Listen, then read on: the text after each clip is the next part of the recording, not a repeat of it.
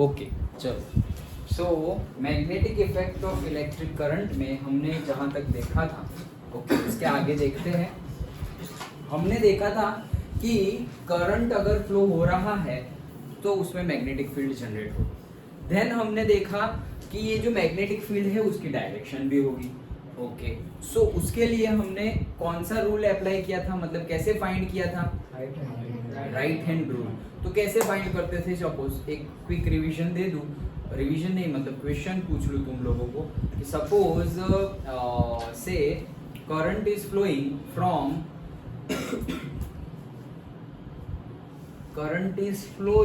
From से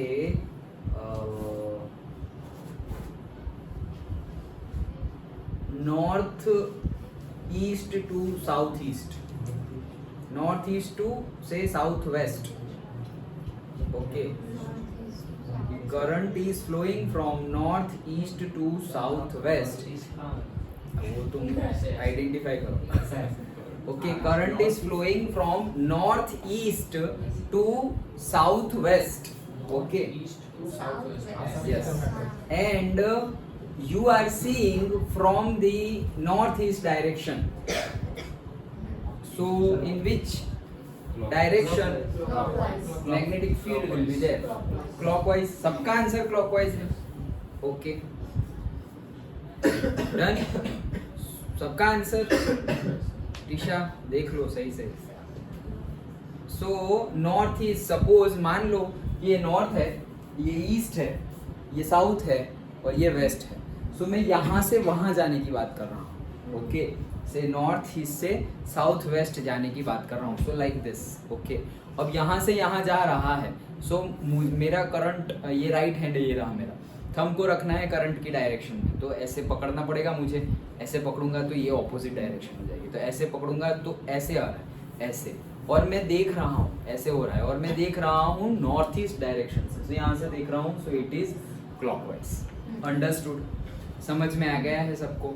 okay चलो आगे बढ़ते हैं। नाउ हमने देखा, उसके बाद अब आगे हम देखते हैं कि मैग्नेटिक फील्ड आई है तो मैग्नेटिक फोर्स भी है। चलो देखते हैं। When a current carrying conductor is placed in an external magnetic field, मतलब कहीं पर एक एक्सटर्नल मैग्नेटिक फील्ड है ऑलरेडी, कहीं पर एक एक्सटर्नल मैग्नेटिक फील्ड है। Okay due to the magnet, magnetic field है, सपोज ये मैग्नेट है तो इसकी वजह से मैग्नेटिक फील्ड होगी। अब इसके बीच में मैंने करंट डाल दिया, ऐसा बोल रहे हैं। ओके करंट डाल दिया मतलब वायर डाल दिया। सपोज ये मेरी उंगली वायर है और उसमें से करंट पास हो रहा है, और ये ऑलरेडी मैग्नेट है और उसके आस पास मैग्नेटिक फील्ड है। अब मैं यहाँ पर मैंने क्या कर दिया, वायर रख दिया और वायर में से करंट फ्लो हो रहा है। अब वायर में से करंट फ्लो होगा, उसकी वजह से मैग्नेटिक फील्ड जनरेट होगी, और ये ऑलरेडी मैग्नेटिक फील्ड है यहाँ पर, किसकी? Due to the magnet. समझ में आ रहा है? ओके सो देखो, इट एक्सपीरियंसेस अ फोर्स। अब उसको क्या लगेगा? फोर्स लगेगा। किसको? ये जो करंट कैरिंग कंडक्टर है उसको फोर्स लगेगा। Here we consider the direction of the current and that of the magnetic field is perpendicular to the each other। तो हम डिस्कस कर रहे हैं, हम कंसीडर कर रहे हैं कि current and the direction of magnetic field क्या होगी? एक दूसरे के परपेंडिकुलर होगी। अभी भी हमने जब अभी डिस्कस किया था तो देखो, अभी मैंने ऐसा बोला कि यहाँ से यहाँ जा रहा है, ऐसे हमने किया। सो करंट की डायरेक्शन ऐसी है और हमारी मैग्नेटिक फील्ड की डायरेक्शन क्लॉकवाइज बोला, मतलब कि एक प्लेन में है। ऐसे एक ऐसा समझो सर्कुलर प्लेन है, पानी का बोतल का कैप। ओके कि ये सर्कुलर प्लेन है। सो प्लेन में से करंट ऐसे जा रहा है, और लाओ बोतल का कैप लाओ जल्दी। हाँ ओके सो ये क्या है? सपोज ऐसा समझो कि ये क्या है, ये मेरा सपोज करंट ऐसे जा रहा है और मैग्नेटिक फील्ड की डायरेक्शन कैसी है? ऐसी क्लॉकवाइज। तो देखो ये दोनों भी एक दूसरे के परपेंडिकुलर है क्या? ये क्लॉकवाइज हो या एंटी क्लॉकवाइज हो, बट हमेशा करंट और मैग्नेटिक फील्ड तो एक दूसरे के परपेंडिकुलर ही है। देख रहे हो? ओके कोई भी प्लेन है, वहां से तुम कैसे भी लाइन लगाओ, मतलब ये पूरा प्लेन है। अब मैं यहाँ से ऐसे लाइन लगाऊं, यहाँ से लाइन लगाओ, यहाँ से लगाओ, यहाँ से लगाओ, कहीं से भी लगाओ, वो तो परपेंडिकुलर ही होगा। हाँ अगर ऐसे टेढ़ा लगाया इंक्लाइन तो ये परपेंडिकुलर नहीं है, लेकिन ऐसे सीधे लगाऊंगा नॉर्मल तो वो तो परपेंडिकुलर ही होगा।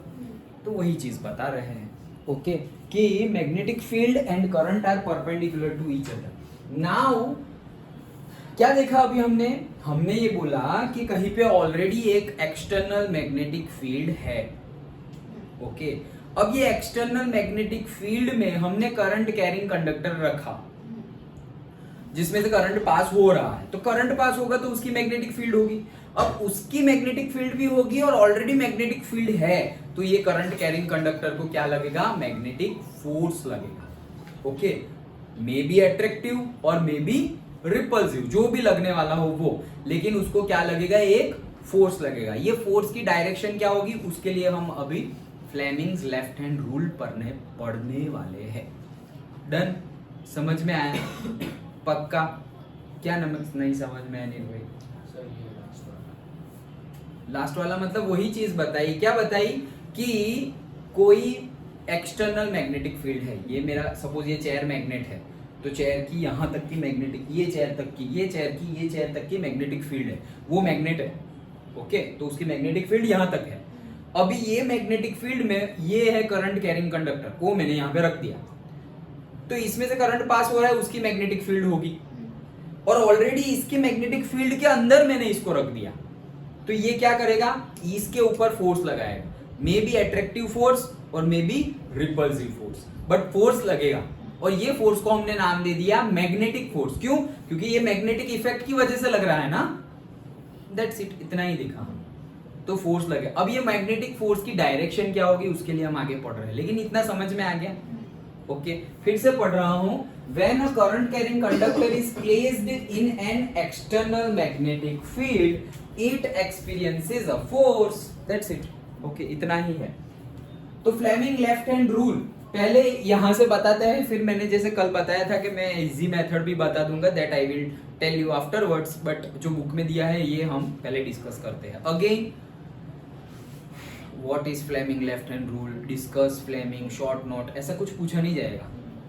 क्वेश्चंस पूछे जाएंगे कि यहाँ से यहाँ जा रहा है, यहाँ से यहाँ हो रहा है, बताओ डायरेक्शन क्या है, जैसे कल हमने राइट हैंड रूल में देखा था वो। ओके, तो ये समझने के लिए है, एग्जाम में नहीं पूछा जाएगा।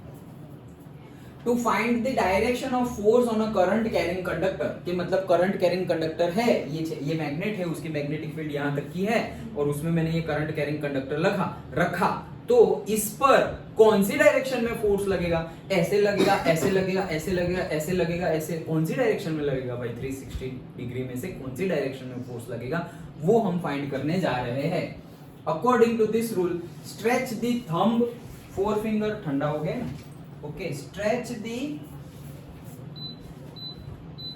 Okay, according to this rule, कहां से पढ़ रहा हूं मैं, यहां से, स्ट्रेच दी थंब को स्ट्रेच करो, four finger and middle finger, ये इंडेक्स फिंगर को फोर फिंगर भी बोलते हैं, तो ये थम्स अप, ये और ये तीन इंगली, ओके, 1 2 और 3। अब ये ऐसा है, तीनों 90 डिग्री पे होने चाहिए, एक ऐसे और एक ऐसे, देखो तीनों 90 पे हैं, लेकिन सॉरी राइट हैंड नहीं, लेफ्ट हैंड। ओके, सो क्या, लेफ्ट हैंड, हो गया, हो गया, हो गया, हो गया, ओके, हो गया, हो गया, हो गया, हो गया, डन। हाँ, गड़बड़ मतलब हमें आंसर नहीं पता चलेगा सही सही। ओके, एग्जैक्टली 90 तो कैसे रखेंगे हम, उंगली तोड़नी नहीं है, बट हमें सिर्फ डायरेक्शन पता करनी है। समझ में आ रहा है? ओके, तुम देखो ऐसे भी रख सकते हो, देखो मैंने अभी चेंज किया, इसको 90 कर दिया, इसको सीधा कर दिया, और इसको सीधा कर दिया, इसको ऐसे कर दिया, वो कर सकते हैं हम।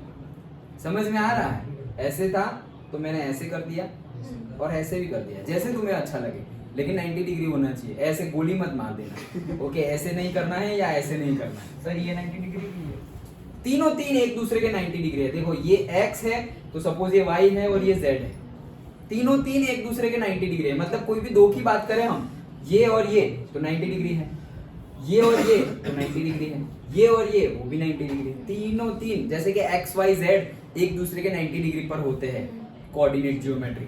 ओके, वैसे ही यहाँ पर क्या है, 90 डिग्री में ही होगा। डन, समझ में आ रहा है ना? अभी तो कुछ डिस्कस किया ही नहीं, ये लिया है सिर्फ हमने, अब डिस्कस करते हैं। ओके, सो हमारी इंडेक्स फिंगर, फोर फिंगर कहाँ रखनी है हमें, मैग्नेटिक फील्ड की डायरेक्शन में, इसको डर करने लगी। इंडेक्स फिंगर को कहाँ रखना है, मैग्नेटिक फील्ड की डायरेक्शन में रखना है। सो मैग्नेटिक फील्ड की डायरेक्शन में इंडेक्स फिंगर को रखा।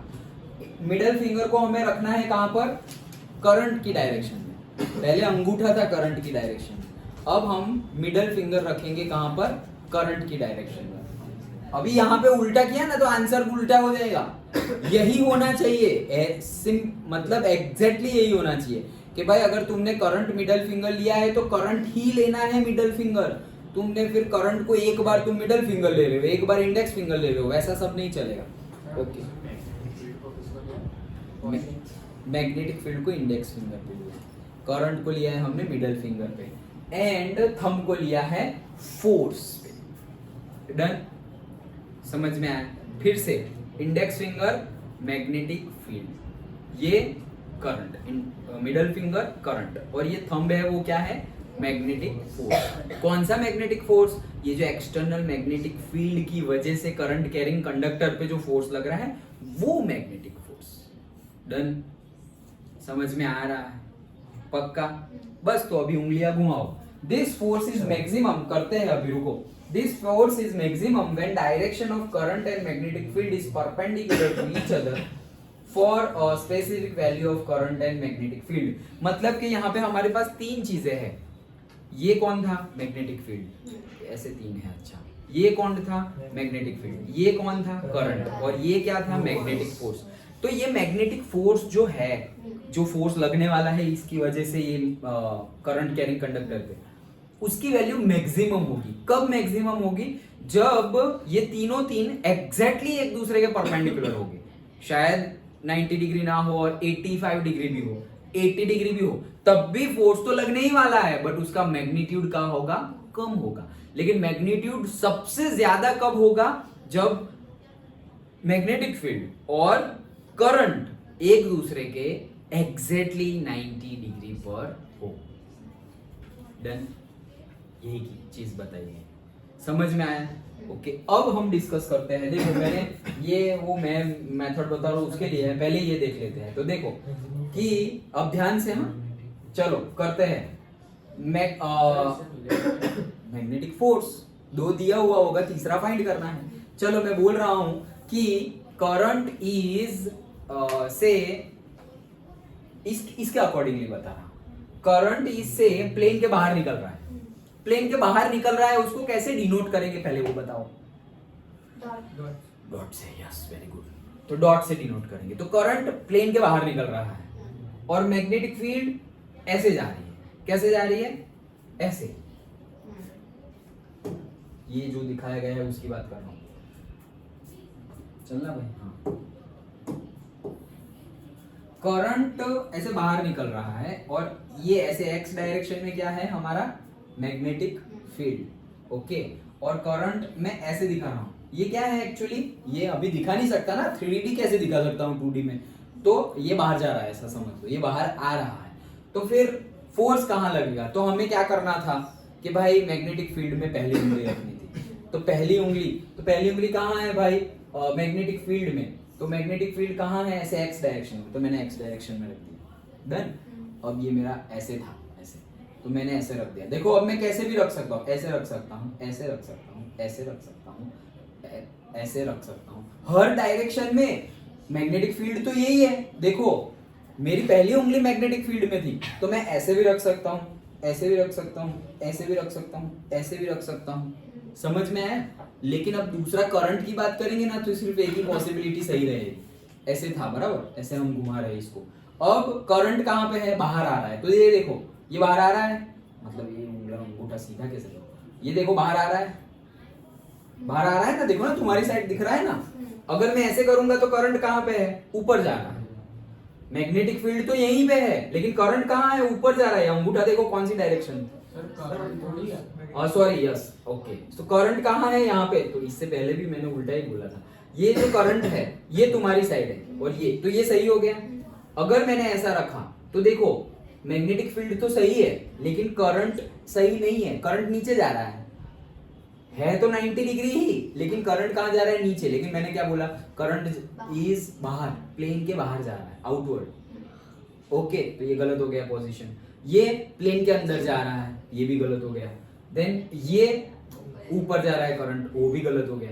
ये बाहर आ रहा है, सही हो गया। दैट मीन्स मैग्नेटिक फोर्स कहाँ हो जाएगा, ऊपर की डायरेक्शन में हो जाएगा। प्लेन मतलब ये बोर्ड प्लेन है, ओके। तो ये बोर्ड प्लेन है और ऐसे समझो ना, ये उसकी एक्स डायरेक्शन, जैसे हम एक्स वाई जेड ड्रॉ करते हैं, तो ये मेरी एक्स है, ये मेरी वाई है। अब जेड, जेड मतलब ये ऐसे, ये जेड है ऐसा समझो, या फिर ऐसे समझो ये कॉर्नर को पकड़ो, ओके। वो कॉर्नर से ऐसे ये वाली सीधी लाइन ड्रॉ करेंगे हम, ये वाली ऐसे, तो ये कौन सी एक्सिस है, एक्स। फिर वो कॉर्नर से ऐसे सीधी लाइन ड्रॉ करेंगे, वो कौन सी है, वाई। और वही कॉर्नर से वैसे विड्थ देंगे वैसे, तो वो कौन सी है, जेड। समझ में आया, पक्का? यही था समझना, और कुछ नहीं, दैट्स इट। इसी पे क्वेश्चन पूछे जाएंगे। समझ में आ गया? चलो मैं बताता हूँ, मतलब पूछता हूँ। मतलब दो दिए ही होंगे, यस, दो दिए ही होंगे। किस हो सकती है ना, कोई भी हो सकती है, बट तुम्हें जो दो गिवन है वो सेटिस्फाई होना चाहिए। डायरेक्शन फोर्स की कोई भी आ सकती है, बट तुम्हें जो दो डायरेक्शन गिवन है वो सेटिस्फाई होनी चाहिए। चलो मैं अभी क्वेश्चन ध्यान से सुनो, रिपीट नहीं करूंगा। हाँ बोलो बोलो बोलो। वो मैं दूंगा ना, वो गिवन होगा, वो गिवन होगा, ओके। चलो तो ध्यान से सुनना question, okay. Current is flowing in the east direction. Current is flowing in the east direction, and magnetic field is going into the plane. Magnetic field is going into the plane. Okay. Now tell me the direction of magnetic force. into the plane ना? Into the plane. Into the plane मतलब अंदर जा रहा है magnetic field.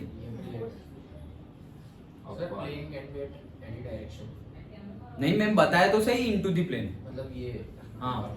अगर तुम ये लोगे तभी तो ये ईस्ट होगा, तुम ये लिए तो फिर ईस्ट कहाँ है, ईस्ट तो ये साइड हो जाएगा। मैंने बोला current is flowing towards the east, up direction होगी मैग्नेटिक फोर्स की, अप होगी। सर करंट कहाँ जा रहा है? ईस्ट में, magnetic field into the plane, तो मैग्नेटिक फोर्स अप जाएगा। समझ में आ रहा है? देखो बता रहा हूं, कोई बात नहीं। देखो पहले तो ये तीन आ गए मेरा, क्या था ये, मैग्नेटिक फील्ड, ये क्या है, करंट, और ये क्या है, फोर्स। ये ढूंढना है मुझे, ओके चलो। तो ये index finger, magnetic field, magnetic field कहाँ है, प्लेन के अंदर जाए। सपोज मैंने बोर्ड को मान लिया, तो ये देखो प्लेन के अंदर जाए, और ये ईस्ट, ये तो ईस्ट ही है, तो हो गया ना, अब खत्म। ओके, प्लेन के अंदर गया, ये हो गया ईस्ट, तो ये हो गया अपवर्ड। अगर ऐसे किया तो गलत हो जाएगा। समझ में आ रहा है? पक्का समझ में आया? ये हमारा कौन सा है? इनटू द प्लेन, ये जा रहा है। Magnetic field into the plane, पहली उंगली मैग्नेटिक फील्ड है ना। समझ में आया? ओके, फिर से एक दे रहा हूं, current is flowing into the plane and magnetic field is downward.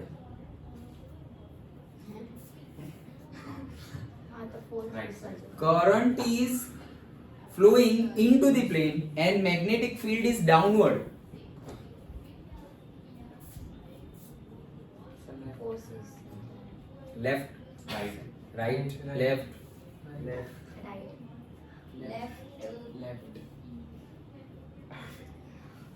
Magnetic force की डायरेक्शन। नहीं नहीं नहीं, ऐसे नहीं करना है, करना है। इसी में से एक एक मार्क आएगा। हाँ बोल, फिर से करते हैं रिपीट।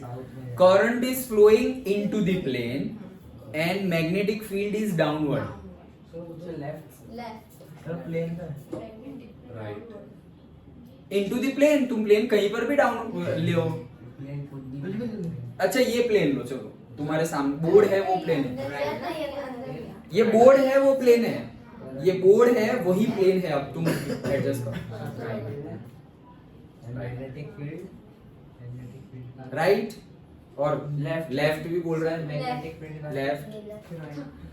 करंट इज, ओ भाई लेफ्ट हैंड रूल है। Current is into the plane and magnetic field is downward. Magnetic field is downward. Right हाँ हाँ ये अरे ये राइट है अरे राइट है हाँ बता रही हो राइट हाँ राइट राइट। ओके चलो फिर से हाँ सही फिर से देखो, करंट इज फ्लोइंग, ये मैंने रख दिया, current is flowing into the plane. भाई ये मेरा प्लेन ये साइड है, जैसे घुमाओ आ गया, इनटू द प्लेन आ गया, current is flowing into the plane. Now magnetic field is downward. अब देखो ये अपवर्ड है, ये लेफ्ट में है, अच्छा ये डाउनवर्ड, गलत सबका, मेरा सही लेफ्ट में जा रहा है। सर ऐसे सर आपने बोला हाँ तो यही तो खड़ा हूँ मैं, करंट अंदर जा रहा है करंट अंदर जा रहा है बोला ना, हाँ तो करंट ही तो अंदर जा रहा है, करंट अंदर जा रहा है और ये डाउनवर्ड जा रहा है तो डाउनवर्ड ही है, देखो मेरी उंगली, सर करंट अंदर जा रहा है, करंट अंदर जा रहा है, मैग्नेटिक फील्ड अंदर जा रहा है, ये रहा अंदर जा रहा है, और ये मैग्नेटिक नीचे जा सर मैग्नेटिक हाँ फील्ड अंदर देखो तो, सर आपने ऐसे किया नहीं रुको, ऐसे ही पकड़े रखना, क्या किया है तुमने, सर करंट ये अंदर जा रहा है। हाँ करंट प्लेन पे जा रहा है, वो डाउनवर्ड जा रहा है। हाँ ये नीचे जा हाँ तो करंट अंदर जा रहा है मैग्नेटिक फील्ड नीचे बोला हाँ सर फिर मैग्नेटिक राइट हुआ मेरा क्यों ऐसे आ रहा है, रुको एक मिनट, ये है ठीक सर है। इस डायरेक्शन में पहले आपने बोला करंट अंदर जा करंट अंदर जा रहा है, तो देखो ये मेरी उंगली देख लो पहले, करंट अंदर जा रहा है, ये रही बड़ी उंगली, करंट अंदर जा रहा है। अब ये मैग्नेटिक फील्ड है, वो डाउनवर्ड जा रहा है, तो ये डाउनवर्ड गया, तो मेरा अंगूठा तो देखो वो साइड है, कैसे बदल दिया क्या,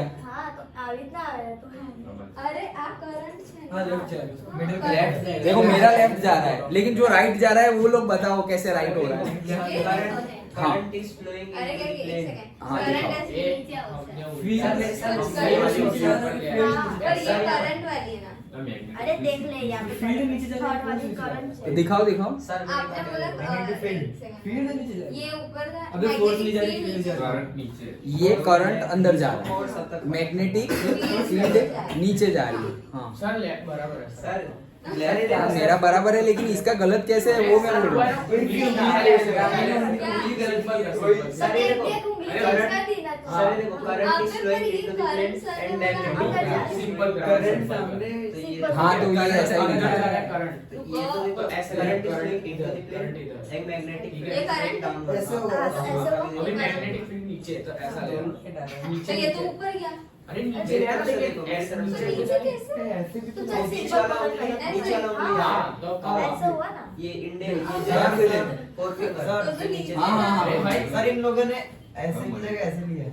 कैसे देख एक सेकंड सर का क्वेश्चन क्या था सही है सही है सही है, सर, देखो हमारा चेंज आ रहा है, सही है दोनों ही सही है, बट आंसर दोनों सही नहीं है। तुम जो बात बोल रहे हो वो सही है, ओके तुम जो बात बोल रहे हो वो सही है। देखो मैंने कैसे किया है, ये हमारी डायरेक्शन है, इसको नहीं चेंज करना, ये करंट है, ये मैग्नेटिक फील्ड है और ये फोर्स, डन। देखो ये करंट है, ये मैग्नेटिक फील्ड है और ये फोर्स है, समझ में आ गया। अब मैं इसको नहीं चेंज करूंगा, अब मैं क्या बोल रहा हूँ, current is flowing into the plane, इसको घुमाओ, ये देखो इनटू द प्लेन चला गया, करंट तुम्ही करते हाथ से पकड़ हाँ ओके इनटू द प्लेन चला गया। सर लेकिन आप वो वाला प्लेन लो ना जो हमने लिया था। वही तो यही तो लिया था हम, नहीं सर आपका प्लेन तो ये हो गया ना अब तो। नहीं तो क्यों, इनटू द प्लेन, ये अंदर ही तो जा रहा है, ओके अच्छा हाँ ओके ये इनटू द प्लेन। अब मैग्नेटिक फील्ड डाउनवर्ड, तो देखो ये ए साइड जा रहा था, अब मैंने ऐसे कर दिया, तो मैग्नेटिक फील्ड डाउनवर्ड, तो आ रहा है मैग्नेटिक फोर्स लेफ्ट में, डन। तो मैंने जो बताया उस हिसाब से ये सही है। अब तुमने क्या किया था कि ऐसे है ना, हाँ उसकी जगह ये उंगली को ऐसे नीचे किया, हाँ, ऐसे। ताकि हमें अब देखो ये भी 90 डिग्री वही है, वही सेम सेम हाँ ये भी 90 डिग्री है। अब यहां से देखोगे तो ये राइट हैंड में आ रहा है, बट फिर यहाँ पे देखो ये क्या हो गया, ये देखो इसके हिसाब से सही नहीं है, ओके समझ में आ गया। तो पहले तो तुम्हें ये 3 फिक्स कर देना है। देखो इससे समझ में आ रहा है कि वो कैसे सही था, जो लोग बोल रहे थे राइट में जा रहा है वो सही कैसे था, सही था ना। तो देखो उन्होंने भी डायरेक्शन वही ली है।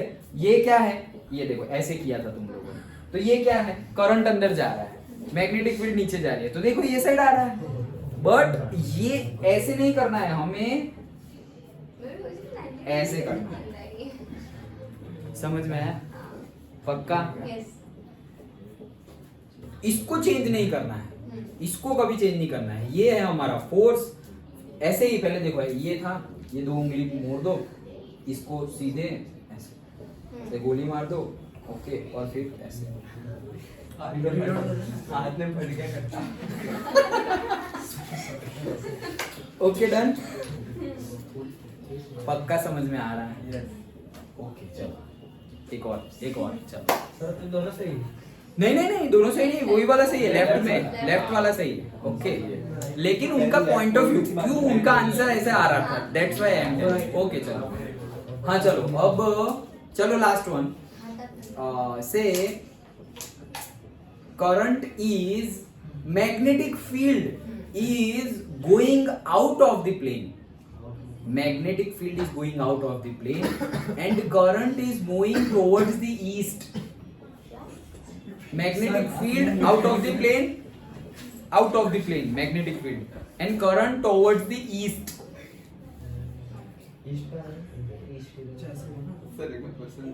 Current is out of the plane. Current is out of the plane and magnetic field is east. Sir ऊपर जाएगा, नहीं तो मैं बोल रहा हूँ ईस्ट। अब मैं घर है हाँ सर चेंज हो जाएगी। नहीं ऐसे सर कैसे? डाउन हमें classes leaving the plane. Current is out of the plane and magnetic field in the east. Sir ऊपर जाएगा, Upwards. हाँ ऊपर जाएगा, अप जाएगा। हाँ up जाएगा। करंट सर कहाँ जा रहा है? towards this thing, क्या? towards this करंट जा रहा है। ऐसे कैसे? करंट तो जा रहा है आउट ऑफ द प्लेन, तो वही डायरेक्शन में कैसे फोर्स लगेगा? सर मतलब देखो ये ऐसे है, आउटवर्ड्स दिस थिंग का ये हाँ, अगर आपने बोला कि वो वेस्ट में जा रहा है, वेस्ट में कहाँ बोला? ईस्ट में मैग्नेटिक हो फील्ड। गया ना ऊपर। सीधा ऊपर है। मेरा ऊपर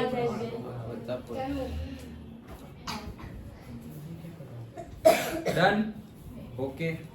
current is out of the plane, towards out of the plane, magnetic field in the east, up direction. समझ में आ गया? पक्का? ओके, चलो अब ऐसा ना करना हो तो मैंने एक सिंपल मेथड भी लगाया है, ओके, इससे भी सिंपल,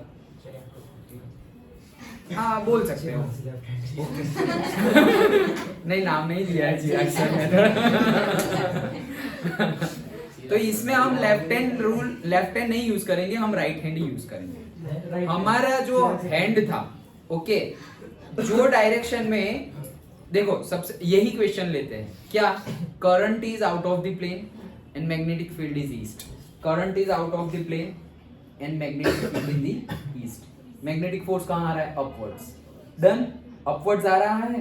चलो अब वही, अब लेफ्ट हैंड नहीं राइट हैंड यूज करना है, राइट हैंड यूज करना है, ओके। राइट हैंड में ये जो चारों उंगलियां हैं, ये चारों फिंगर्स को जाने देना है ऐसे सीधा towards the direction of current. Current, okay. तो जैसे अभी मैं बोला कि current is in the outward of the plane, outward, तो मैं ऐसे जा रहा हूं, राइट हैंड है। एंड नाउ चार उंगली को मोड़ देना है जिस डायरेक्शन में मैग्नेटिक फील्ड हो। मैग्नेटिक फील्ड ईस्ट में थी, मैग्नेटिक फील्ड ईस्ट में थी, तो मैंने इसको ईस्ट में मोड़ दिया। वेस्ट में वाली साइड नहीं मोड़ना। मैं जो बोलूं वो करना है ना। वेस्ट में बोलेंगे तो ऐसे करके मोड़ो, चार ये साइड है, ऐसे करके मोड़ो। समझ में आया? तो करंट की डायरेक्शन में चार उंगली, और जहां मैग्नेटिक फील्ड है वो डायरेक्शन में चार उंगली को मोड़ दो, जहां पे अंगूठा है that is the force, that's it. Simple है, ओके। करंट की डायरेक्शन में चार उंगली, मैग्नेटिक फील्ड ये साइड था ईस्ट में, ऐसे मोड़ दिया तुम्हें। अगर मैग्नेटिक फील्ड वेस्ट में होता तो चार, अब वेस्ट, अब ये मैं ऐसे तोड़ तो नहीं सकता मेरी उंगली, ऐसे कर दो, ओके। अगेन चार उंगली करंट की डायरेक्शन में है, देन टुवर्ड्स द वेस्ट मोड़ दिया तो अंगूठा नीचे जा रहा है, मैग्नेटिक फोर्स नीचे जाएगा। तो ऐसे ऐसे ऐसे ऐसे भरतनाट्यम नहीं करना पड़ेगा, ऐसे ही हो जाएगा। डन। समझ में आ रहा है? पक्का? अब हैंड यूज करने में गलती मत करना। ओके, फ्लेमिंग का लेफ्ट हैंड रूल, ये जो मैग्नेटिक फोर्स का है वो लेफ्ट हैंड है, और मैंने वो जो ट्रिक बताई वो राइट हैंड से है। अब तुम फ्लेमिंग का राइट हैंड का रूल मत लगा देना वहां पर। समझ में आ रहा है? एक्चुअली राइट हैंड रूल भी है इंडक्शन एंड वो, लेकिन निकल गया है तुम्हारे सिलेबस में से। ओके, समझ में आ गया?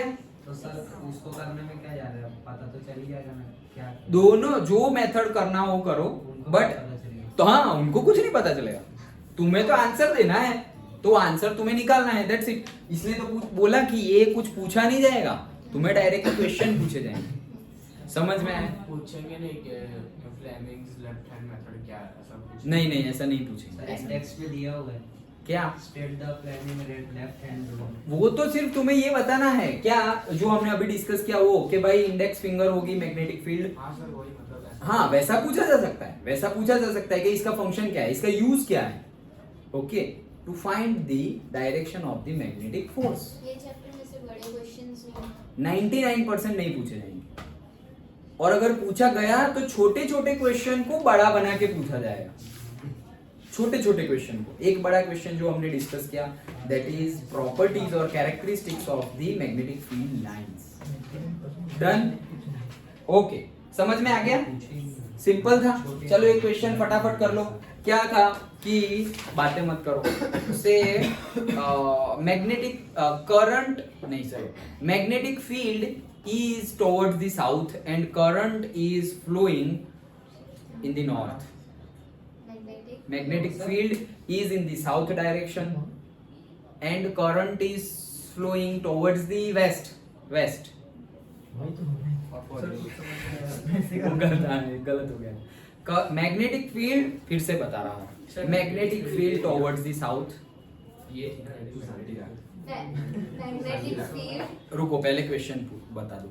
Magnetic field towards the south and current towards the waste.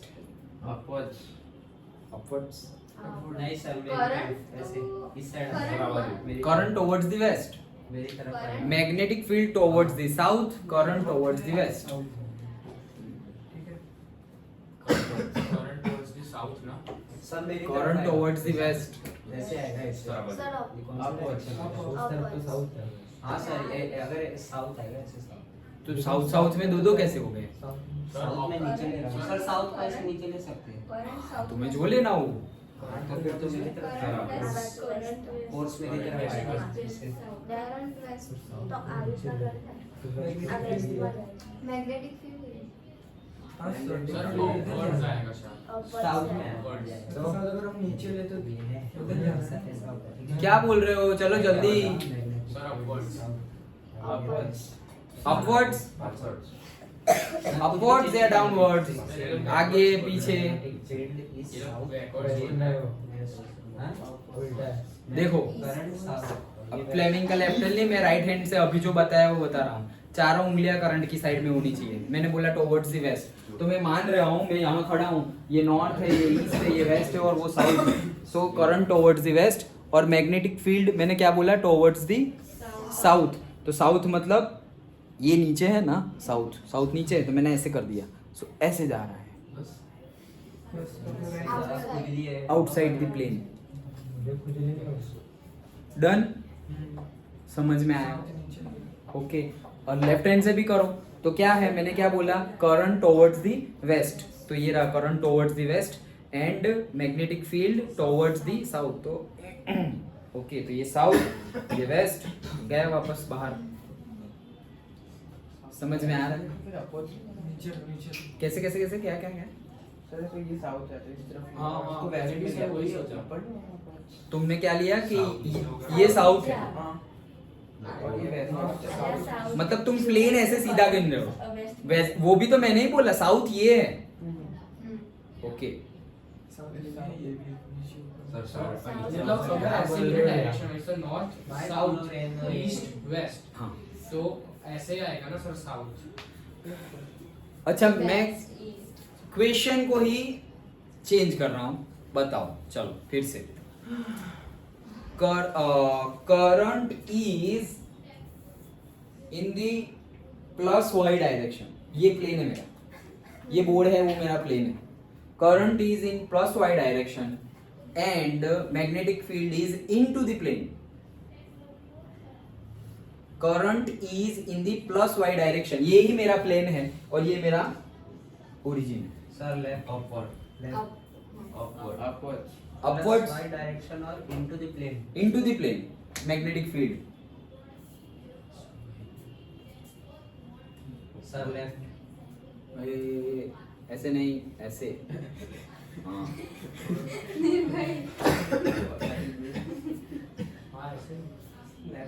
Plus Y मतलब यही ना जो आपने ड्रॉ किया. हाँ वही वही. और जो मैग्नेटिक फील्ड कौन सा सर? Into the plane. तो अपवर्ड्स लेफ्ट. लेफ्ट में तो पहले ही बोला. नहीं मैं तो पूछ रहा हूँ. लेफ्ट. अच्छा चलो. तो मैग्नेटिक फील्ड और करंट प्लस वाई. करेक्ट. तो ये प्लस वाई हो गया करंट. देखो ऐसे ही था, पहले इसको मैं छेड़ूंगा नहीं, ये हो गया current in the plus Y, आ गया plus Y. Magnetic field into the, नहीं इनटू द प्लेन. तो इनटू द प्लेन ही है देखो. तो लेफ्ट हुआ ना. डन. समझ में आ रहा है. तो left is the correct answer. Right hand से निकाले. So current is Y direction plus Y, तो ये प्लस वाई. ओके. अब we have to bend the fingers in the direction of the magnetic field. Magnetic field into the plane है. Into the plane मतलब ऐसा समझो कि मेरा ये है. इनटू द प्लेन मतलब वो साइड बेंड करना. ये साइड तो आउटसाइड द प्लेन हो जाएगा ना. सो इनटू द प्लेन, तो मैं ऐसे बेंड करूंगा, तो ऐसे हो गया. ऐसे भी कर सकता हूँ. देखो प्लस वाई डायरेक्शन में करंट है, लेकिन अब into the plane magnetic field है, तो मैं ऐसे नहीं मोड़ सकता ना. ऐसे मोड़ दिया तो ये डायरेक्शन हो जाएगी, लेकिन ऐसे मोड़ना पड़ेगा तो ये डायरेक्शन. समझ में आया? पक्का? श्योर? ओके. सो यहाँ पे जो हमने बोला है दैट इज राइट हैंड से लेंगे तो 4 fingers in the current direction, then bend the fingers in the field direction and thumb will give you the force. Right hand से फाइंड करोगे तो फ्लेमिंग का लेफ्ट हैंड फाइंड करोगे, left hand rule से find करोगे, तो ये मत भूलना करंट है, मैग्नेटिक फील्ड है और ये फोर्स है. इसको ऐसे कर दिया तो गए, चेंज हो जाएगा. है तो 90 डिग्री पे ही, लेकिन चेंज हो जाएगा. अंगूठा तो वहीं पे है, देखो ना, ऐसे और ऐसे. ऐसे किया तो फिर गलत हो जाएगी डायरेक्शन. समझ में आया? तो इसको ऐसे ही रखना है. डन?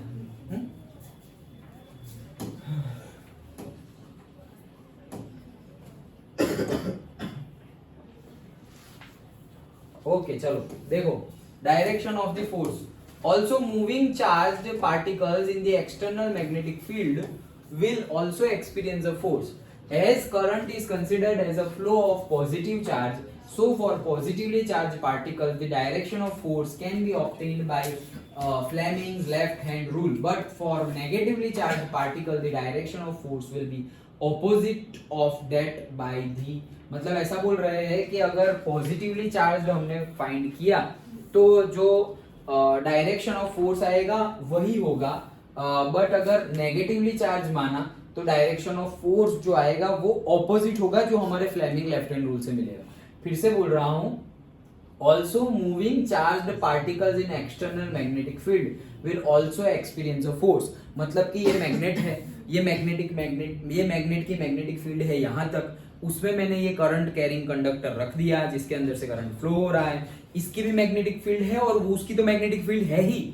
ओके, ये तो magnetic field due to current है, लेकिन वो तो मैग्नेट की मैग्नेटिक फील्ड है, तो उसकी वजह से इस पर फोर्स लगेगा. वो फोर्स की डायरेक्शन क्या है वो हमने फाइंड करने का मेथड ढूंढ लिया है. अब हम फाइंड भी कर रहे हैं. अब ऐसा बोल रहे हैं कि इसके अंदर जो इलेक्ट्रॉन्स चार्जेस फ्लो हो रहे हैं उसमें भी मैग्नेटिक फोर्स लगेगा. मतलब पूरे के पूरे वायर को तो लगेगा ही, लेकिन साथ साथ में इसके अंदर जो चार्जेस फ्लो हो रहे हैं उसमें भी लगेगा. तो वो बोल रहे हैं कि consider as the current is considered as the flow of positive charge.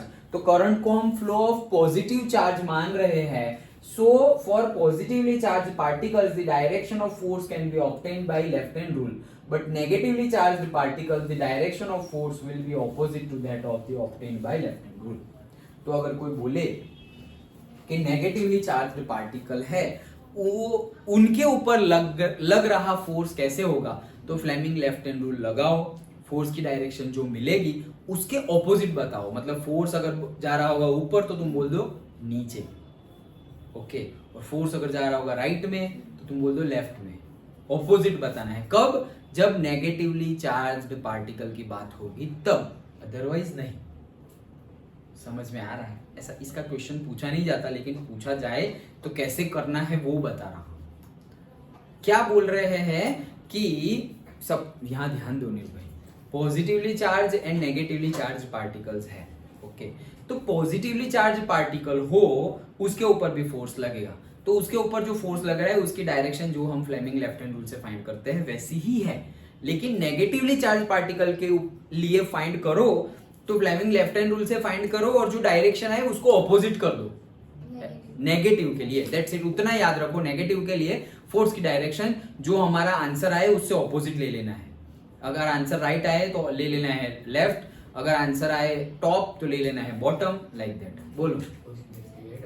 Positive का फाइंड करके डायरेक्ट नेगेटिव का पॉजिटिव का जो आए वैसे का वैसा ही रखो, नेगेटिव का जो आए उसका ऑपोजिट कर दो। नेगेटिव का अलग से फाइंड करना है। हाँ सही, तो पॉजिटिव का आया कुछ तो उसका डायरेक्ट ऑपोजिट नहीं, वो क्वेश्चन ही अलग हो जाएगा। ओके, तो पॉजिटिव चार्ज पार्टिकल्स है उसके ऊपर लग रहा है मैग्नेटिक फोर्स की डायरेक्शन फाइंड करो, तो जैसे हम फाइंड करते हैं वैसे ही करना है। नेगेटिवली चार्ज पार्टिकल है उसके ऊपर लग रहे मैग्नेटिक फोर्स की डायरेक्शन फाइंड करो, तो जैसे हम फाइंड करते हैं वैसे करो और जो आंसर आया उसका ऑपोजिट कर दो। नेगेटिवली चार्ज पार्टिकल हो तो ऑपोजिट कर दो, अदरवाइज ऑपोजिट करने की जरूरत नहीं है। अंडरस्टैंड? अगर सेम ही मैग्नेटिक फोर्स और वो करंट हो और बोला है कि पॉजिटिव चार्ज और नेगेटिव चार्ज दोनों का फाइंड करना है, यस, अपोजिट कर दे तो क्या होगा? तो राइट हैंड से वो क्या बोल रहा है कि मैग्नेटिक फील्ड और से सब कुछ मैग्नेटिक फील्ड और करंट सेम डायरेक्शन में गिवन है, लेकिन बोल रहे हैं कि पॉजिटिवली चार्ज पार्टिकल से करंट, हम क्या मान रहे हैं, current is charge, flowing of charge positively charge particles, उसको ही हम करंट बोल रहे हैं। तो उसके लिए जो आंसर आएगा दैट इज द आंसर। लेकिन अगर बोले कि नेगेटिवली चार्ज पार्टिकल है उसका फाइंड करो, तो उसका जो हम फाइंड करेंगे वो लेफ्ट हैंड रूल से फाइंड करेंगे। तो लेफ्ट हैंड रूल से कैसे फाइंड करेंगे? जो पॉजिटिवली चार्ज के लिए फाइंड किया वैसे ही नेगेटिवली फाइंड करेंगे, क्योंकि करंट की डायरेक्शन ये है तो हम ये ले लेंगे। अब उसके अंदर पॉजिटिवली चार्ज फ्लो कर रहे हैं वैसा हम ले रहे हैं, लेकिन फिर हम बोलेंगे नेगेटिवली चार्ज फ्लो कर रहे हैं, नेगेटिवली फ्लो कर रहे तो भी करंट की डायरेक्शन ये है तो वो यही रहेंगे, इसलिए हम ऑपोजिट कर देंगे। तो उस डायरेक्शन में, मतलब एक ही क्वेश्चन में दोनों क्वेश्चन पूछे हुए हो कि भाई पॉजिटिव के लिए भी फाइंड करो और नेगेटिव के लिए भी फाइंड करो, तो डायरेक्टली जो पॉजिटिव का आंसर आएगा उसका ऑपोजिट कर दो, that is for negatively charge. अगर एक ही में है तो, अभी भी कंफ्यूजन है तो पूछो। आ गया समझ में? डन? ओके। अब देखो यहाँ पे एक एग्जांपल गिवन है, मैग्नेटिक फील्ड ऊपर जा रही है और मोशन पॉजिटिवली चार्ज पार्टिकल की मोशन कैसी है? ऐसी। देखो तो मुझे बताओ फोर्स की डायरेक्शन कैसे होगी? दिशा क्या हुआ? लेने मतलब बर्थडे में जाना है? कहाँ पर? यूएस।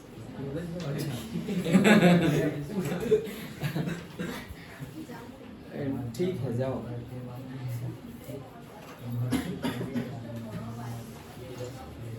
हाँ?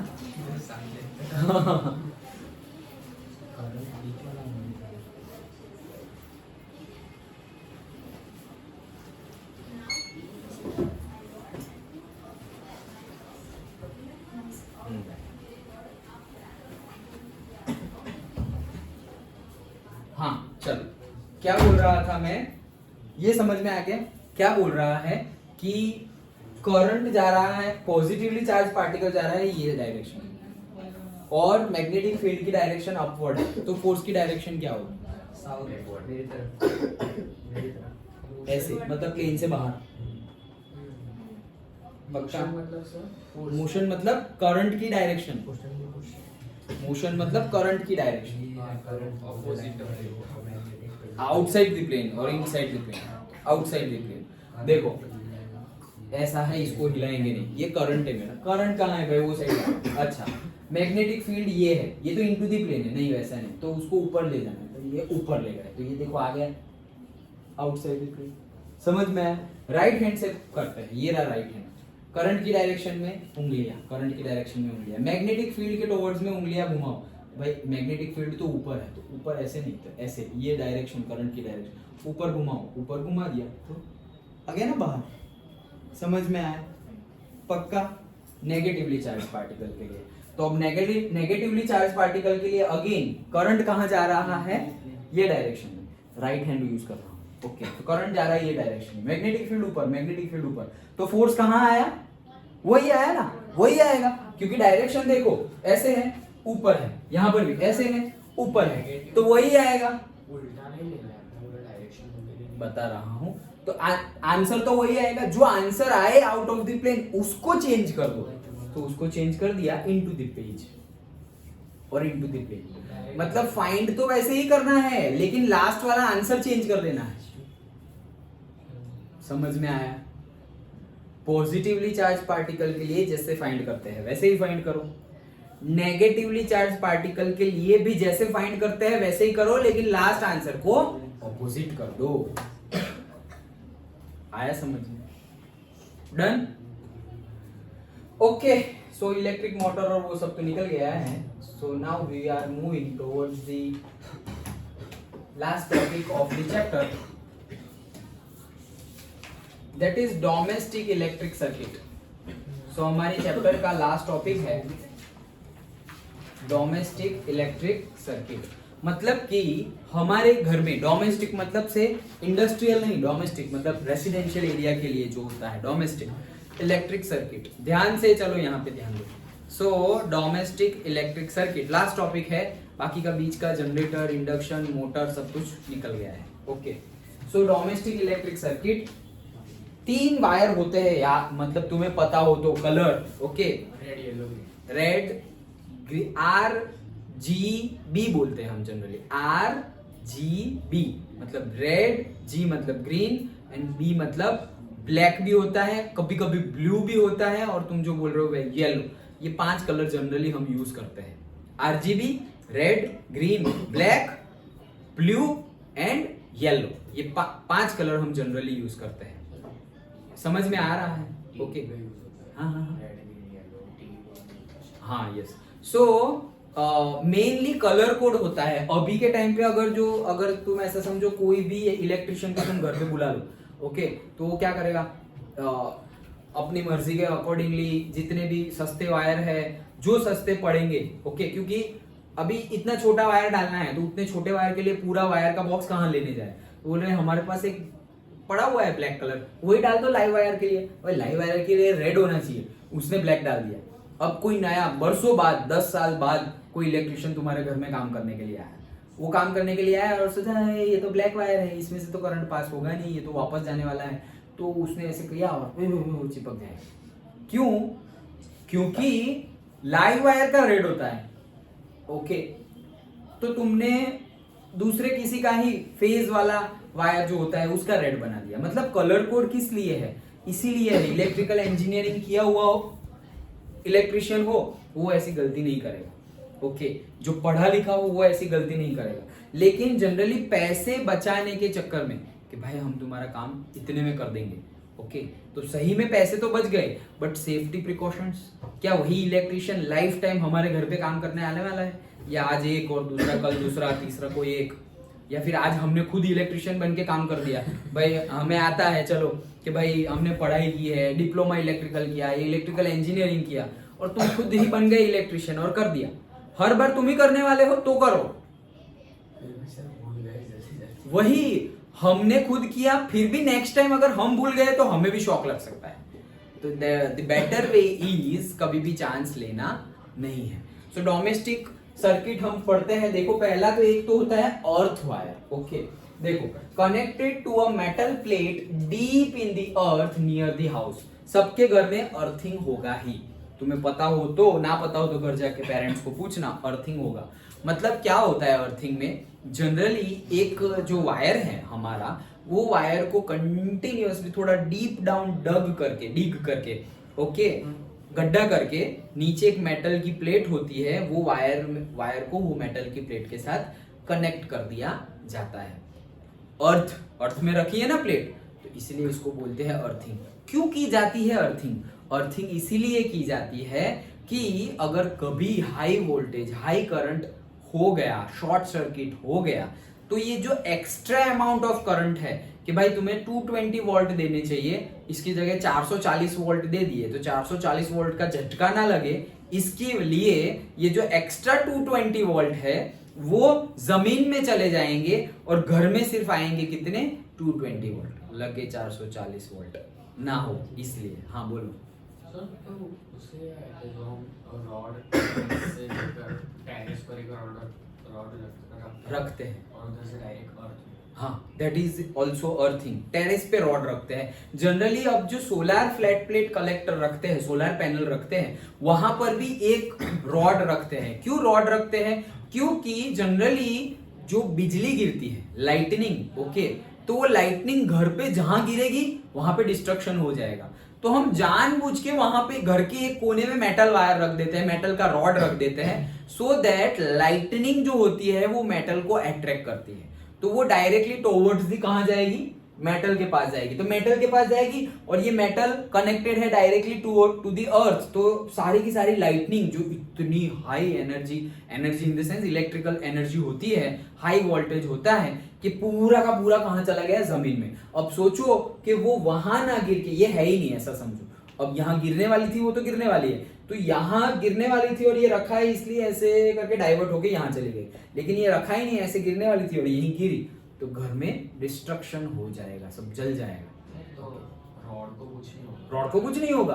क्यों? क्योंकि वो तो मेटल का है, वो तो कंडक्टर है, वो तो कंडक्ट करने के जाने देगा। लेकिन ऐसे समझो बहुत पतला वाला हमने, थिकनेस उसकी कम रखी हुई है और बहुत बड़े वोल्टेज पास हो रहा है लाइटनिंग में से, तो वो रॉड को भी मेल्ट कर देगा।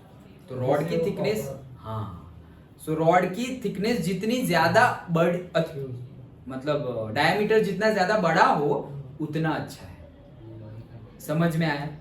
तो सबके घर में ये अर्थिंग की जाती है, ओके। और जनरली ये गड्ढा करते हैं ना जब, तब वो मेटल की प्लेट रखेंगे, वहां पर नमक भी डाल देते हैं। क्या? सॉल्ट, नमक। क्यों? वो भी हेल्प करता है इलेक्ट्रिसिटी को ट्रांसफर करने में, नमक। क्यों? क्योंकि सॉल्ट है, तो सॉल्ट क्या करता है? सॉल्ट में चार्जेस है Na+Cl-। तो जो आयंस होते हैं दे कंडक्ट द इलेक्ट्रिसिटी, वो तो एक्टिविटीज हमने देख ली है लास्ट चैप्टर में। सो आयंस कंडक्ट इलेक्ट्रिसिटी। तो हमने बोला था कि अगर से सपोज स्विमिंग पूल है, okay, DM water, demineralised water का स्विमिंग पूल है, उसमें तुमने ऐसे लाइव वायर डाल दिया, तो स्विमिंग पूल में जो तैर रहा है उसको कुछ नहीं होगा। क्यों? क्योंकि वाटर इलेक्ट्रिसिटी को कंडक्ट करेगा ही नहीं। क्यों नहीं करेगा? उसमें आयन ही नहीं है, क्योंकि वो डीमिनरलाइज्ड है, मतलब H2O में से H+ और OH- होंगे ही नहीं। लेकिन यहां पर अगर डीएम वाटर की जगह नॉर्मल हमने टैप वाटर डाल दिया, नल का पानी डाल दिया, तो क्या हो सकता है? उसमें सॉल्ट प्रेजेंट है, डिफरेंट सॉल्ट, मतलब वो not only table salt, different salt present है, मतलब कि वो आयन अलग हो जाएंगे और आयन कंडक्ट द इलेक्ट्रिसिटी। तो जो स्विमिंग पूल में स्विमिंग कर रहे हैं ना, उसको शॉक लगने के चांसेस है अगर लाइव वायर स्विमिंग पूल में जाए तो। करेक्ट। तो अगर बारिश और मॉइस्चर कुछ भी ना हो, तो अगर बिजली गिरे तो आएगी नहीं। बारिश और मॉइस्चर भी ना हो, मॉइस्चर नहीं है, मॉइस्चर है ही नहीं, मतलब वाटर कंटेंट ही है, तो बिजली नीचे तक आएगी नहीं, बिजली तो आएगी। क्यों? क्योंकि ऑक्साइड्स तो प्रेजेंट है ना एटमॉस्फेयर में। हमने नहीं देखा SOx, NOx, SO2, SO3, NO2, NO3 कितने सारे हैं, तो वो तो आयन बन जाएंगे ना। जैसे N है, O है, वो इकट्ठा होके NO2 बनते हैं, ऑटोमेटिकली बनते हैं। N+O2 ऑटोमेटिकली NO2 बन जाता है, ऑटोमेटिकली, कुछ करना नहीं पड़ता हमें, ओके। तो वो तो बन जाएंगे, तो वो आयन्स है, तो आयन्स, जहां आयन्स होंगे तो वो नीचे आएगी। हाँ, अगर ऐसा समझो कि नीचे ही क्यों आ रही है, क्योंकि एक्चुअली हमारी अर्थ ऑल्सो कैरी दी चार्जेस, इसीलिए तो नीचे आ रही है। सोचो ऊपर स्पेस में क्यों नहीं जा रही है, बादल में से नीचे ही क्यों आ रही है, स्पेस में क्यों नहीं जा रही है, क्योंकि ऊपर चार्जेस नहीं है, एट द सेम टाइम यहाँ पे ग्रेविटी और चार्जेस दोनों है। समझ में आया? Okay, so appliances like electric press, toaster etc is connected to the earth wire। मतलब जो हैवी इंस्ट्रूमेंट्स है, मतलब appliances है, हमारा फ्रिज है, टीवी है, जनरली तो अब हम सारे ही इंस्ट्रूमेंट्स को कनेक्ट कर देते हैं किससे, अर्थ वायर्स। समझ में आया? क्यों? क्योंकि अगर बाई चांस फ्रिज है, इलेक्ट्रिक प्रेस है, हीटर है, टीवी है, वहां पर कोई भी टाइप का शॉर्ट सर्किट हो तो देखना तुम, अगर तुमने मैंने तो फेस किया हुआ है, तुमने भी फेस किया ही होगा क्या, कि कभी कभी अगर ऐसा समझो कि रेफ्रिजरेटर है, उसको टच करो तो कभी कभी शॉक लगता है, या फिर टीवी हो उसको टच करो तो शॉक लगता है, या हाँ टीवी के स्क्रीन पर, रेफ्रिजरेटर पर, कंप्यूटर की स्क्रीन पर भी, जो पहले के डिब्बे वाले कंप्यूटर आते थे ना, वो एकदम पुराने, कोई मिल गया जमाने वाले, ओके, जो इतने बड़े बड़े, मतलब स्क्रीन यहाँ पर है, इससे बड़ा, इतना बड़े बड़े टीवी, अब तो ऐसे फ्लैट आ गए हैं, ऐसे सीधे, वो ये बोर्ड है वैसे, ओके, बट पहले इतने बड़े बड़े टीवी थे। तो कहने का मीनिंग क्या है, अगर अंदर थोड़ा भी लूज कनेक्शन है, मतलब चार्जेस एक जगह से आ रहे हैं और दूसरी जगह 100 आ रहे हैं और 100 में से सिर्फ 90 जा रहे हैं, तो बाकी के 10 यहाँ वहां घूम रहे हैं, ये यहाँ वहां घूम रहे हैं ना, और तुमने ऐसे हाथ दिया उसको, तो वो क्या करेंगे, वो तो चार्जेस है, and you are also conductor, तो वो तुम्हारे अंदर से पास होने लगेंगे, इसलिए तुम्हें झटका लगने के चांसेस है।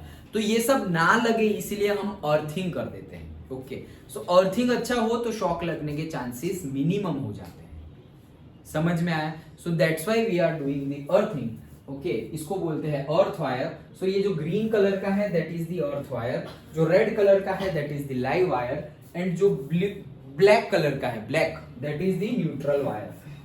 देखो, thus it ensures that any leakage of current to the metallic body of the appliances keeps its potential to that of the earth and the user may not get a severe electric shock। मतलब जैसे मैंने अभी तुम्हें बताया कि TV है, computer है, fridge है, वहां पर थोड़े भी इलेक्ट्रिकल लूज कनेक्शन है, तो सपोज यूनिट ऐसा समझो 100 एम्पियर आ रहा है, 100 एम्पियर बहुत ज्यादा हो गया, ओके, बट सपोज मान लो 100 यूनिट आ रहा है, ओके, उसमें से 90 जा रहा है और 10 यहाँ पे पड़ा रहा है, तो 10 आसपास जा रहा है, और वहां अगर तुमने टच किया तो यू आर ऑल्सो कंडक्टर, तुम्हारे अंदर से फ्लो होने लगेगा। वो तुम्हारे अंदर से फ्लो ना हो इसलिए अर्थिंग ऑलरेडी दिया हुआ है। क्या अर्थिंग क्या करेगा कि भाई यहाँ से 100 आया और यहाँ से 90 गया, 10 यहाँ बचे, ये 10 को अर्थिंग से डायरेक्टली अर्थ में चला देगा। फिर यहाँ तुम टच करोगे तुम्हें कुछ नहीं होगा, क्यों? क्योंकि ये नीचे चले गए हैं, वो 10 एक्स्ट्रा यहाँ बैठे रहेंगे तो तुम्हें शॉक लगेगा ना, बैठे ही नहीं है वो सारे नीचे उतर गए। समझ में? तो शॉक लगने के चांसेस है, मैक्सिमम है, लगते रहेंगे सब। हाँ लगते ही रहेंगे, हाँ ओके, लगते ही रहेंगे, यस। समझ में आ रहा है? सर न्यूट्रल वायर क्यों लगा? हाँ बताता हूँ। इतना समझ में आ गया? ओके, अर्थ वायर क्यों लगाते हैं समझ में आ गया। अब अर्थिंग का अर्थ वायर तो समझ में आ गया ना, ओके, प्रिवेंट करता है, हमें शॉक नहीं लगता, ये पूरा अर्थ वायर के लिए लिखा हुआ है। नाउ अब दो दूसरे जो वायर है वो, एक तो लाइव वायर और दूसरा न्यूट्रल वायर। तो दैट मीन्स लाइव वायर क्या है? लाइव वायर इज दी, ऐसा समझो कि पावर प्लांट है, ये पावर प्लांट है, वो सपोज ये पावर प्लांट है, यहाँ इलेक्ट्रिसिटी जनरेट होती है, ये यहाँ। तो मैं क्या करूंगा, यहाँ से वायर निकाला और ये मेरा मैं इंस्ट्रूमेंट हूँ, वहां से वायर निकाला और वो वायर लेके मैं यहाँ तक पहुंचा दिया। अब मैं चल रहा हूँ, मैं सपोज इलेक्ट्रिकली चलता हूँ, तो वहां से यहाँ अब मैं चल रहा हूँ, एनर्जी मिल रही है मुझे। तो वहां से यहाँ इलेक्ट्रिसिटी को ट्रांसफर करने के लिए जो वायर हम यूज करेंगे उसका कलर कोड क्या होगा?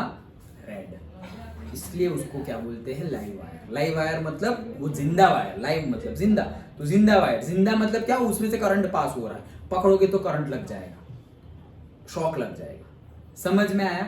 तो जो इलेक्ट्रिसिटी जहां जनरेट होती है वहां से हमारे घर तक, ओके, जो करंट सप्लाई करते हैं उसको क्या बोलते हैं? Live wire. समझ में आया? अब मैं घर था ऐसा समझो, अब घर से वापस वहां भी तो देना पड़ेगा, कल ही बताया था ऐसा समझो। एक बैटरी है, वो बैटरी है, बैटरी से यहाँ वायर आया, ओके, अब मैं बल्ब हूं, बल्ब जल गया, उसके बल्ब जलेगा कब? जब ये सर्किट यहां से वापस वायर वो बैटरी के नेगेटिव में ज्वाइन होगा तब जलेगा ना बल्ब। अदरवाइज तो वहां के पॉजिटिवली चार्ज से मतलब वहां के पॉजिटिव टर्मिनल से यहां तक आया और यहाँ का जो मेरा जो नेगेटिव टर्मिनल है वहां से वो नेगेटिव टर्मिनल में कनेक्ट ही नहीं हुआ, सिर्फ इतना ही है, तो सर्किट तो क्लोज ही नहीं हुई। Circuit, electrical circuit last chapter में हमने देखा ना सर, इलेक्ट्रिकल सर्किट क्लोज, जैसे कि हमारी स्विच है तो स्विच ऑफ है, स्विच ऑफ मतलब क्या? सर्किट ऐसी है, ओपन सर्किट है। जैसे ही हमने स्विच ऑन किया तो ये क्लोज हो गई, जैसे ही क्लोज हो गई तो इलेक्ट्रिसिटी फ्लो होने लगी, इलेक्ट्रिसिटी फ्लो होने लगी तो बीच में जो भी है वो सब क्या करेगा? ग्लो होना शुरू हो जाएगा। समझ में आया?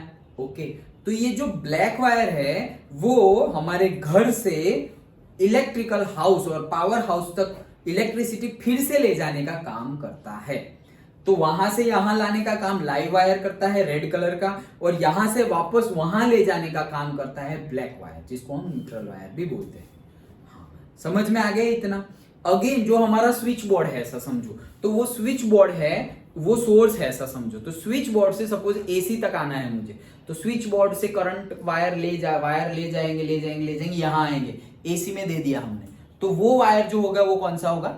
रेड कलर का। अब एसी के नेगेटिव टर्मिनल से मुझे वापस वायर ले जाना है और वहां स्विच बोर्ड में डालना है, तभी तो सर्किट कंप्लीट होगी। तो वो वायर जो कनेक्ट करेंगे वो कौन सा होगा? Black wire. समझ में आया? और उसमें से एक अलग वायर भी निकलेगा, that is the green wire. वो किसके लिए होगा? अर्थिंग के लिए। डन? समझ में आ गया पूरा पक्का? हाँ बोलो। तो सर इसके अंदर भी वैसे ही वायर होता है जैसे हम यस, इसको खोलोगे तो वायर निकलेंगे। यस, 3 या 2? 3, और कभी कभी 2 भी निकल सकते हैं। सपोज 2 ही निकले वायर, जैसे मैंने बोला ना, यहां से वहां गया रेड और वहां से वहां गया ब्लैक। अब अर्थिंग करना है तो अर्थिंग, सपोज ये जो स्विच बोर्ड है वहां से ही ग्रीन वायर को ले करके नीचे अर्थ में डाल दिया वहीं से। ओके, वैसे भी अर्थिंग करते हैं, लेकिन उस सही वाला अर्थिंग कौन सा होता है? सारे इंस्ट्रूमेंट्स को कनेक्ट करके। तो यहां से वापस गया वायर और वहां से, तो जनरली कैसे कर देते हैं पता है? ये जो ब्लैक वायर यहां से आ रहा है ना, मतलब रेड वायर यहां से यहां आया, ब्लैक वायर यहां से वापस वहां जाएगा, तो ब्लैक वायर जहां जा रहा है ना उसी के साथ ग्रीन वायर कनेक्ट करके ग्रीन वायर को डाल दिया नीचे अर्थिंग में। हो गया ना दोनों काम कि इसको कनेक्ट कहाँ, ग्रीन वायर को कनेक्ट करना था अप्लायंस के साथ, तो कनेक्ट हो ही गया ना, क्योंकि ब्लैक कनेक्टेड है तो ब्लैक के साथ हमने ग्रीन को कनेक्ट कर दिया सीरीज में, तो एक्चुअल में ग्रीन भी कनेक्ट हो गया है ना उससे। हुआ ना? क्यों? यहां से गया रेड वहां और वहां से आया ब्लैक, कंप्लीट हो गया ना, वहां तक ही तो आना था। तीनों को एक ही पॉइंट पर करना। हाँ, एक ही पॉइंट पे नहीं, पॉजिटिव पॉजिटिव के साथ, ऐसा नहीं, मतलब पॉइंट एक ही पावर सोर्स और स्विच बोर्ड। यस, समझ में आ गया? तीनों रेड ग्रीन एंड ब्लैक तीनों वायर समझ में आ गए? पक्का? श्योर? तो मुझे बताओ, अगर जो हम इलेक्ट्रिसिटी गवर्नमेंट के पास से ले रहे हैं, गवर्नमेंट के पास से हम इलेक्ट्रिसिटी ले रहे हैं, फिर वही इलेक्ट्रिसिटी हम वापस भी दे रहे हैं, वापस भी दे रहे हैं ना, वापस नहीं देते तो सर्किट कंप्लीट ही नहीं होती। तो हम इलेक्ट्रिसिटी ले रहे हैं, इलेक्ट्रिसिटी वापस भी दे रहे हैं, तो फिर हम बिल क्यों पे करते हैं? क्योंकि हम जो जितना यूज करते हो उसका लेते हैं।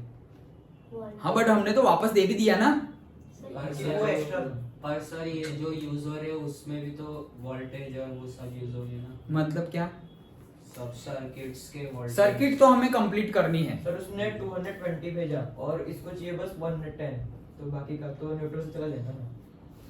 नहीं नहीं, पूरा ही जाएगा। देखो 110 से तो वो वर्क करेगा, जैसे कि ऐसा समझो 5 एम्पियर आ रहा है, 5 एम्पियर आया, ये चला और फिर 5 एम्पियर ही जाएगा वापस वहां तक, तो जितना आया था उतना तो हमने दे दिया सब कुछ। जो आते हैं इलेक्ट्रॉन्स वो चार्ज्ड होते हैं, और जब हम वापस देते हैं वो उनके चार्जेस हम ले लेते हैं, मतलब यूज कंज्यूम कर लेते हैं, फिर जो होते हैं वो नॉन चार्ज करते हैं। तो क्या हम, हाँ, एक पॉइंट ऑफ व्यू से पार्शियली करेक्ट है क्या कि ये जो चार्ज होते हैं वो सारा का सारा चार्ज, ये पूछा नहीं जाएगा एग्जाम में, मैं ऐसे ही बता रहा हूँ, क्या सारा का सारा चार्ज हम यूज कर लेते हैं? कूलम, सारा का सारा कूलम यूज कर लेते हैं, हम चार्ज यूज कर लेते हैं। अगर सारा का सारा यूज कर लेते तो फिर से भेजने की जरूरत ही नहीं थी ना, मतलब सर्किट कंप्लीट करने के लिए भेजना ही पड़ेगा। अगर सर्किट कंप्लीट करने के लिए हम भेज रहे हैं लेकिन उसमें से कुछ चार्जेस पास ही नहीं हो रहे तो सर्किट कंप्लीट ही नहीं होगी। तो एक्चुअली है, मतलब सोचो, और सोचना है, सोचो।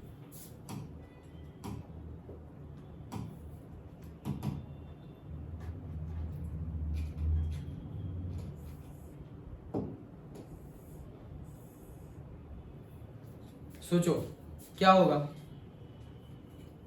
सर अर्थ वायर में चल जाएगा क्या? नहीं।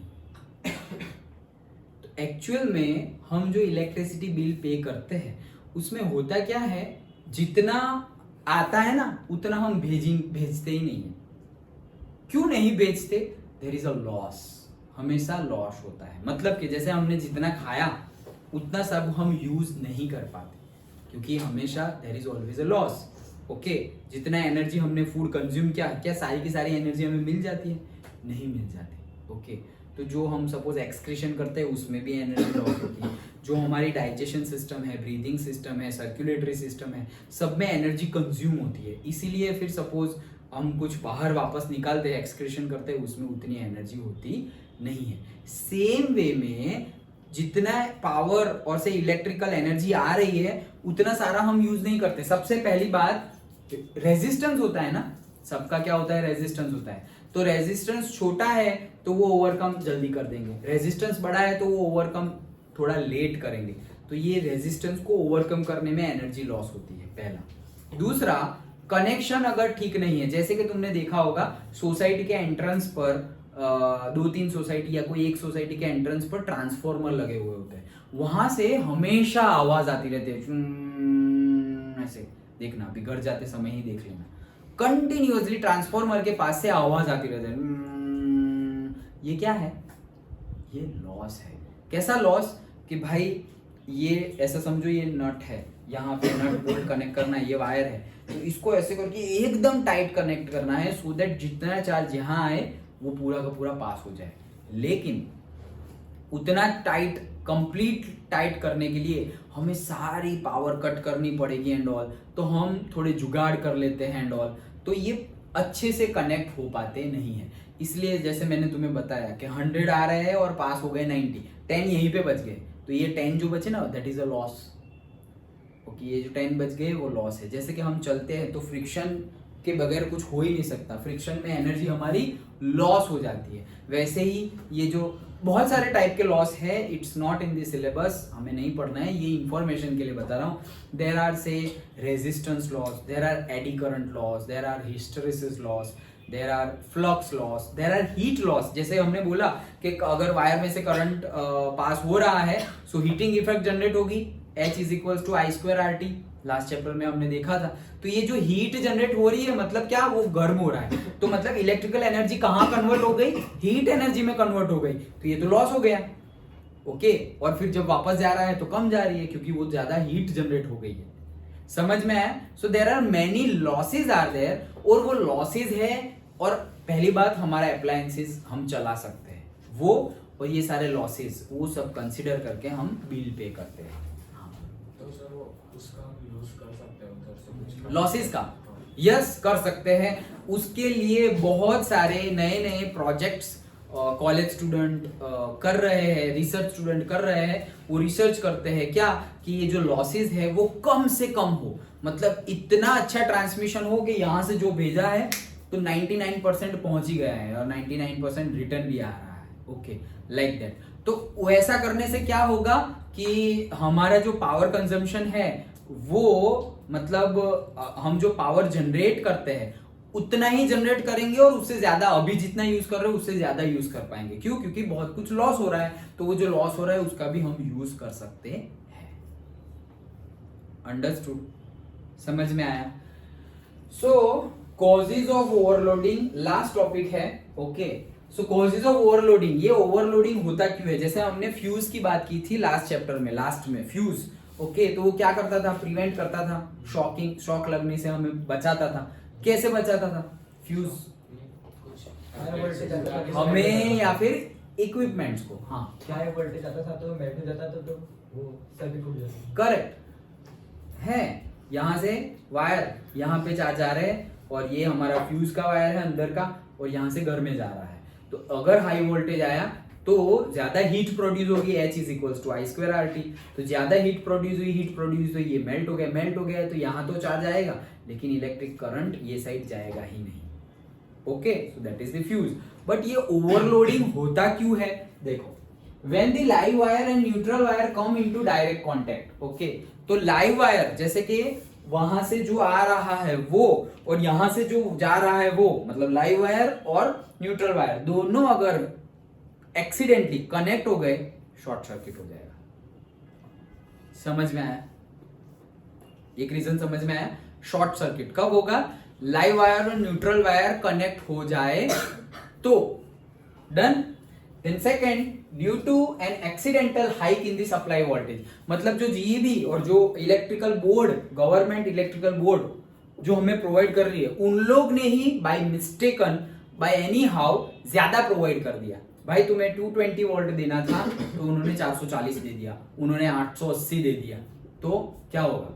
जल जाएगा सब कुछ। अगर सब कुछ वैसे नहीं जल जाएगा, अगर फ्यूज है तो पहले तो फ्यूज जल जाएगा ना, तो हमारे इक्विपमेंट्स बच गए। लेकिन अगर फ्यूज का वायर तुमने मोटा वाला डाल दिया जो अच्छे जल्दी मेल्ट ही नहीं हो, तो फिर वो ज्यादा करंट, ज्यादा वोल्टेज भी अंदर घुस जाएगा घर के अंदर और फिर वो अप्लायंसेस को बिगाड़ देगा। समझ में आया? सो पहला पॉइंट था वायर, लाइव वायर और न्यूट्रल वायर कनेक्ट कर जाए तो। दूसरा पॉइंट था एक्सीडेंटल हाइक हो जाए, मतलब सप्लाई ही ज्यादा हो जाए वो। तीसरा, by connecting to many appliances to a single socket, एक ही सॉकेट में से हम ज्यादा अप्लायंसेस रन करें। मतलब कि देखो यहाँ से ये 5 एम्पियर का जा रहा है एसी के लिए, वहीं से हमने लेके हमने क्या कर दिया, इलेक्ट्रिकल बोर्ड भी चला रहे हैं, तो दैट कॉज सही नहीं है। यस, ये जो हमारा ब्लिंकिंग हो रहा है बोर्ड, सो वो इसी की वजह से हो रहा है। क्यों? क्योंकि कैपेसिटी है 5 एम्पियर की और वो 5 एम्पियर में से हम दो चला रहे हैं। ओके, मतलब एक ही चलाना चाहिए, हम दो चला रहे हैं। अगर ऐसा समझो कि इसकी जगह, बोर्ड की जगह एक दूसरा एसी होता तो वो एसी कूलिंग इफेक्ट भी कम देने लगता। क्या करता? कूलिंग इफेक्ट कम देने लगता। तो इसकी वजह से भी शॉर्ट सर्किट और ओवरलोडिंग हो सकता है। हाँ, बिगड़ सकता है। यस, बिगड़ सकता है। सही है कि अगर इसको जितना चाहिए उतना हम नहीं दे रहे, कम खाएं। ऐसा समझो कि तुम्हें रोज 5 रोटी खानी है, तब तुम सही एनर्जाइज्ड रहोगे। और मैं जानबूझ के तुम्हें रोज की 3 ही रोटी दे रहा हूँ, तो 3 रोटी से ऐसा नहीं है कि तुम मर जाओगे, लेकिन एनर्जी कम हो जाएगी, तुम्हारी एफिशिएंसी कम हो जाएगी। सेम वे इसको भी अप्लाई होता है, बीमार हो जाएगा। यस, सो करना क्या पड़ेगा हमें? उसको अलग से, भाई तू ले रोज 5 रोटी खा, तो हमें अलग से इसका कनेक्शन देना ही पड़ेगा देर सवेर। डन। ओके, सो ये 3 पॉइंट पूछे जा सकते हैं 3 मार्क्स में। ओके, फ्यूज क्या करता है हमने पहले ही देखा है, जो ओवरलोडिंग है फ्यूज उसको क्या कर देता है? प्रिवेंट कर देता है, वो खुद मेल्ट हो जाएगा और हमें बचा लेगा। Okay, short circuit, the current in the circuit abruptly increase. तो शॉर्ट सर्किट कब होता है? जब करंट बहुत ज्यादा एब्रप्टली बढ़ जाता है, वही कंडीशन को हम क्या बोलते हैं? Short circuit. ओके, करंट अगर बहुत ज्यादा बढ़ गया तो उसे हम बोलते हैं short circuit. Done. Done? Okay, so this is all about the concept of the chapter magnetic effect of electric current. Understood? Simple था, बहुत ही छोटा चैप्टर है हमारा, क्योंकि बहुत सारा से you can say 50% of the chapter delete हो गया है नए सिलेबस के accordingly. Okay, so now next classes में हम इसकी activity, in text question and text exercise के क्वेश्चन डिस्कस करेंगे। डन। समझ में आ रहा है? तो क्या पढ़ा हमने पढ़ा मैग्नेट के बारे में, मैग्नेटिक फील्ड लाइंस के बारे में, then properties of the magnetic field lines के बारे में। उसके बाद हमने क्या पढ़ा?